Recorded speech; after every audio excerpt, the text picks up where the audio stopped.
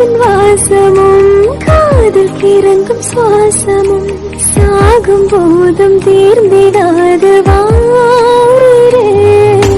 காதில் உதைக்கும் பாதமும் மார்பில் கிடக்கும் நேரம் வாழும் வரைக்கும் தேய்ந்திடாது வா உயிரே.